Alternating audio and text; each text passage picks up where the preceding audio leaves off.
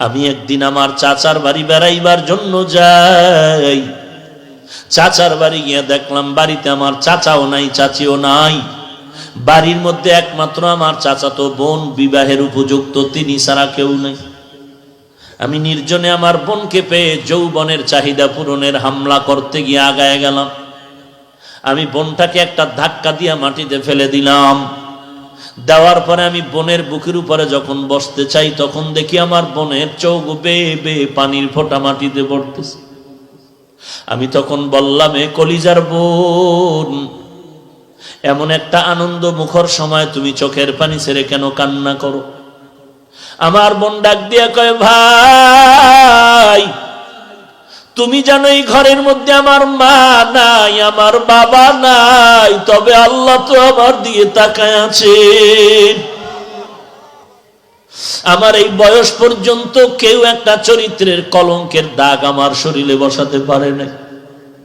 ওরে ভাই, তুমি যদি চাও আমাকে হালাল ভাবে বিবাহ করিয়া নেও।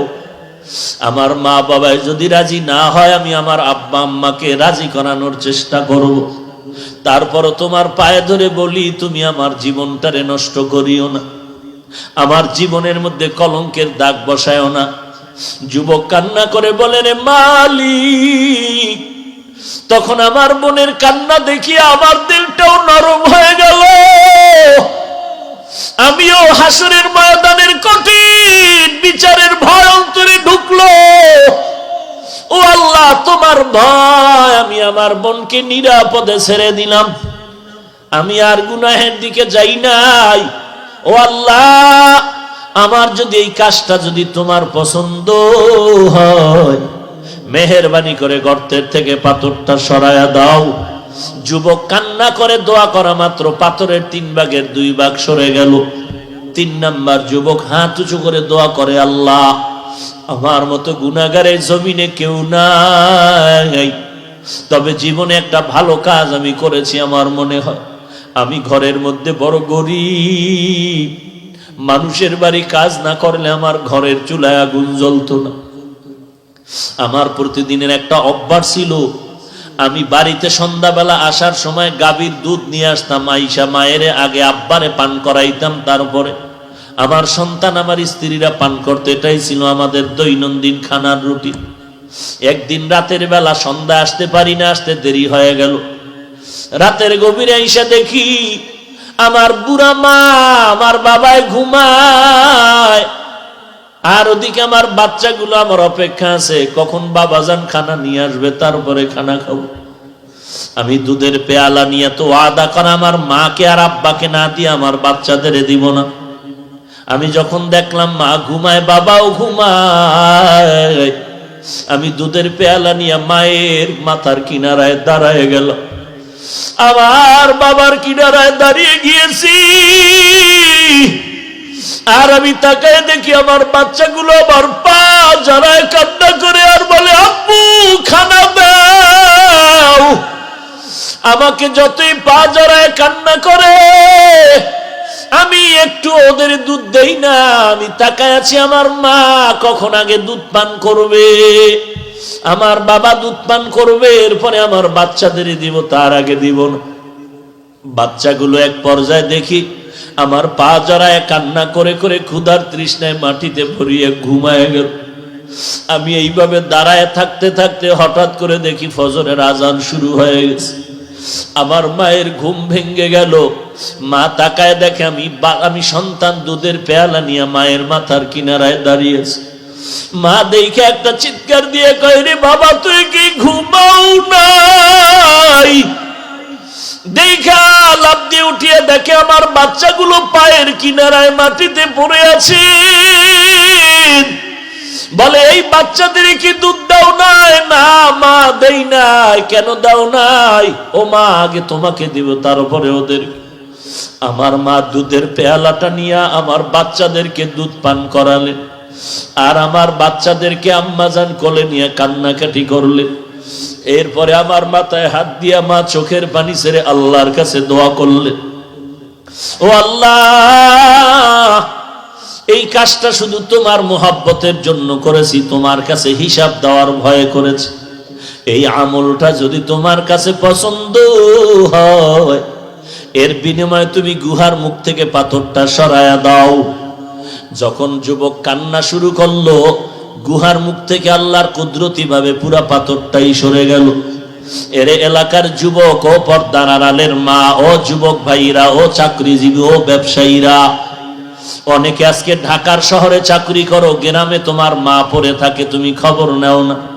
তুমি জানো না রাত্র 4টা 5টা পর্যন্ত মা বালিশে মাথা লাগায় ঘুমায় না, সন্তানের চিন্তা। এরে নবীর উম্মতের দল, কোরবানি ঢাকায় দেই, বাড়িতে যাই না, বাড়িতে টাকা পাঠায় দেই, মা বাবার কোরবানি দিতে বলি, আমি ঢাকায় থাকি। মাকে দেখি মাঝে মাঝে মা কোরবানির গোশত খায় না, ঢাকায় নিয়ে আসে। আমি বলি, মা কোরবানি তো আমি ঢাকায় দিয়েছি, কেন আনছো? বলে, তুই না খাওয়া পর্যন্ত একটা টুকরা আমি মুখে দিতে পারি না। এরে সন্তান, ওই মা বাবার সাথে যারা বেয়াদবি করেছো, ওই মা বাবার সাথে কোন দিন যেন বেয়াদবি করেছো রে সন্তান, তাড়াতাড়ি ক্ষমা চাও। যার মা নাই তার দোয়ার দরজা একটা বন্ধ, যার আব্বা নাই তার দোয়ার দরজা দুইটাই বন্ধ। আমার মায়ার নবী শিশুবেলা থেকেই বাবারে একটা আব্বা কয়া ডাক দিতে পারেন নাই। আমার নবী মা হারা বড় ইতিম। একদিন মাঠে খেলতেছে বাচ্চারা, নবী বসে দেখতেছে। সন্ধ্যাবেলা দেখে সব ছেলেদের বাবারা ছেলেদের কোলের মধ্যে নিয়ে ঘরে যাইতেছে। মায়ার নবী একটু ডানে বামে তাকায়, শিশু বাচ্চা খুঁজে, আমার আব্বা কোথায় গেল। মা আমেনা ঘর থেকে বের হয়ে দৌড়াচ্ছে। লোকেরে ডাক দিয়ে, আমার সন্তান মুহাম্মদ রে দেখছো নাকি? বলে, হ্যাঁ, ওখানে বসে দেখছি, বাচ্চাদের খেলা দেখতেছিল, যাও। আমেনা জিয়া নবীকে যখন কোলে জড়ায় নিল, মায়ার নবী বলেন, ও মা, সব ছেলেদের বাবা দেখলাম, আমার বাবা একটু। মা আমেনা ডাক দিয়া কয়, সন্তান, তোর বাবা তুই দুনিয়াতে আসার আগেই সামদেশে ব্যবসা করতে গিয়ে আর ফেরত আসেনি। মার গলা জড়ায় নবী কান্না করে আর বলেন, মা বলো আমার বাবার কবর কোথায়? একটু কবরের কিনারায় গিয়া বাবারে সালাম জানাও। এরে যুবক আল্লাহর গোলাম, পীরের দরবারে কত হাদিয়া তোহফা পাঠাইলা রে বাবা।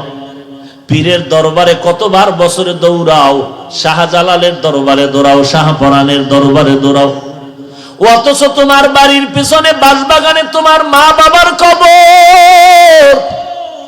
একবারও তুমি ওই কবরের কিনারায় দাঁড়াইয়া সূরা ফাতিহা কুল হুয়াল্লাহ সূরাটা পড়ে দোয়া করতে পারলা না।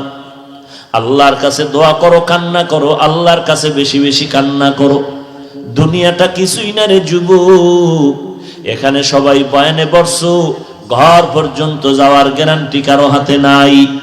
এরে নবীর উম্মতের দল, চোখ দুইটা বন্ধ করে দেখ জীবনে কত অন্যায় কত জায়গায় করেছো। এরে নবীর উম্মতের দল, এই অন্যায়ের খবর যদি আমার মা বাবায় জানতো, আমারে কেউ সম্মান করত না।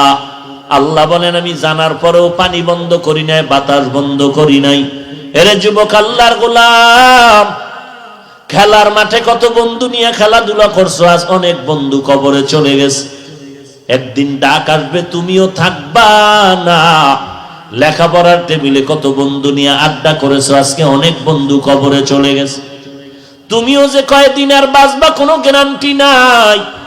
সেদিন এক জায়গায় মোনাজাত করতেছি, একজনে কান্না করে বলে, একদল যুবক বয়ানে আসার পথে অ্যাক্সিডেন্ট হয়ে রাস্তায় মারা গেছে। আর এক জায়গায় গিয়া শুনি কান্নার আওয়াজ, বয়ান করিয়া মোনাজাত দিয়া বাড়ি যাওয়ার সময় একদল যুবক অ্যাক্সিডেন্ট হয়ে রাস্তায় মরে গেছে। এরে নবীর উম্মতের দল, তোমার শরীর ভালো, তাজা তুজা আছো, তুমি এখন সুস্থ আছো, তুমি মনে করতেছো আমি আরো 20 বছর বাঁচবো, মরবো না, কিন্তু ঘর পর্যন্ত যাওয়ার গ্যারান্টি তোমার হাতের মধ্যে নাই। জীবনে যত গুনাহ করছো, পায়ে হাত দিয়ে বলি আর গুনাহ করিও না রে বাবা। আজকে আমি তোমার মতো একটা যুবক হইয়া টুপি মাথায় দিলাম, নামাজ পড়ি, পর্দা করি। শুধু আমার না, তোমার মতো যুবক স্কুল কলেজে পড়ে এক ওয়াক্ত নামাজও বাদ দেয় না, আছে না নাই? তুমি কেন পারবা না? তোমার মতো যুবক র্যাব, আর্মি, পুলিশ, বিডিআরের চাকরি করে, ব্যবসা করে, 1 টাকাও হারাম খায় না, নামাজ বাদ দেয় না, অভাব নাই। তোমার মতো যুবক ড্রাইভারি করে, নামাজ বাদ দেয় না, অভাব নাই। তুমি কেন পারবা না রে বাবা? কিয়ামতের ময়দানে ওই নামাজি যুবকটারে তোমার সামনে দাঁড় করায় যদি আল্লাহ বলে ও পারলো, তুই কেন পারলি না? কি জবাব দিবা সেই দিন? আল্লাহর কোরআন যদি মনে করো সত্য, নবীর কথা সত্য, তাহলে গুনাহগার হয়ে কবরে যাইও না, আল্লাহর কাছে ক্ষমা চাও। কারণ আমার নবীর একটা কথাও মিথ্যা নাই রে ভাই। এক জাররা পরিমাণ গুনাহ নিয়ে যদি কবরে যাও, আমার নবীর ঘোষণা, আল্লাহ বলেছেন এক জাররা পরিমাণ গুনাহ নিয়ে যদি কবরে যাও, ওই কবরের দুই পার্শ্বের মাটির চাপ একটা নয়, দুটো নয়, কবরের মধ্যে 70 থেকে 99টা সাপ। ওই কবরের মধ্যে জাহান্নামের আগুন। আজকে জমিন থেকে 9,30,00,000 মাইল উপরে সূর্য, রাতের বেলা নাই, তারপরও কেন এত গরম লাগে? আর হাসরের ময়দানে এই সূর্যটা মাথার উপরে যখন নেমে আসবে, আল্লাহ রাগান্বিত আওয়াজ দিয়ে বলবে, সূর্য তোর 12টা মুখ জমিনের দিকে ফিরায় সব তাপ ছেড়ে দাও। সূর্যের তাপে জমিনটা তামা হয়ে যাবে, গুনাহগারের মাথার মগজগুলো টাস টাস করে ফেটে যাবে। ওদিকে জাহান্নামের আওয়াজ, জাহান্নাম চিল্লায় বলবে, রে আল্লাহ, গুনাহগার গুলো কই? সব আমার পেটের মধ্যে দাও। ওদিকে আমার আল্লাহ রাগান্বিত আওয়াজ দিয়ে বলবেন, ও গুনাহগারের দল, নেককারদের থেকে আলাদা হয়ে যা। আমতাজুল ইয়াউমা আইয়ুহাল মুজরিমুন, ও নেক আমলওয়ালার থেকে গুনাহগারেরা আলাদা হয়ে যাও। কারণ আমি আজকে নেক আমলওয়ালার সাথে মোলাকাত করব নূরের পর্দা উঠাইয়া। আমি আল্লাহ আরশে আজিমের মধ্যে নেককারদের ছায়া দিয়া বসায় দিব। আমি এদের জান্নাতের মধ্যে ঢুকাইয়া আমি আমার আশিকদের সাথে মোলাকাত করব। আর গুনাহগারদের সাথে আমার কোনো আজকে কথাও হবে না। আল্লাহ বলেন, এদের বাম হাতে আমলনামা দিয়া জাহান্নামের বেড়ি পরায় জাহান্নামে পাঠায় দিব। এরে যুবক, একটু আমলনামা দিয়ে তাকায় দেখ, জীবনে কোন দিন কোথায় কি পরিমাণ গুনাহ করছো কেউ জানে না, আল্লাহ জানেন, তুমিও জানো। আজকে এই সুন্দর একটা সুযোগ পাইয়া আল্লাহর কাছে তওবা করো, ক্ষমা চাও। গলায় চুরি আসবে, জীবনে আর কোনোদিন নামাজ ছাড়বা না, বেপরদায় চলবা না, মা বাবারে কষ্ট দিবা না, আলেম ওলামাদের বিরোধিতা করবা না, আর কোনোদিন গুনাহের কাছেও যাবা না। তোমার মতো যুবক যদি স্কুল কলেজে পড়ে নামাজ পড়ে, তুমি কেন পারবা না? তওবা করো, আল্লাহকে বলো, আল্লাহ, আমার মতো যুবক যদি নামাজ পড়ে আমি কেন পারবো না? তুমি তৌফিক দাও।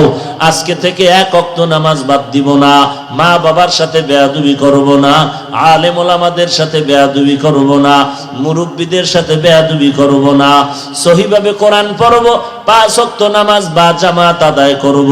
ও আল্লাহ, তুমি আমার তওবা কবুল করে নাও। যদি গলায় ছুরি আসে মরিয়া যাব, তারপর নবীর বিরোধিতা করব না। তওবা করার যদি নিয়ত হয়, খাঁটি তওবার নিয়তে দুটো হাত আমার আল্লাহকে দেখায়া দাও। আয় আল্লাহ, সবার হাত আপনি কবুল করে নেন। আয় আল্লাহ, সবার তওবা কবুল করে নেন। তওবার উপরে মজবুত হয়ে চলার তৌফিক দান করেন। আয় আল্লাহ, আজকের মাহফিল কবুল করে নেন। আয় আল্লাহ, প্রত্যেকের হাত আপনি নবীজির মহব্বতে কবুল করে নেন। আয় আল্লাহ, গুনাহের প্রতি ঘৃণা জমায়া দেন, নেক আমলের প্রতি আগ্রহ বাড়ায়া দেন। আমাদের তওবার উপরে মজবুত হয়ে চলার তৌফিক দান করেন, আমিন। আলহামদুলিল্লাহি রাব্বিল আলামিন।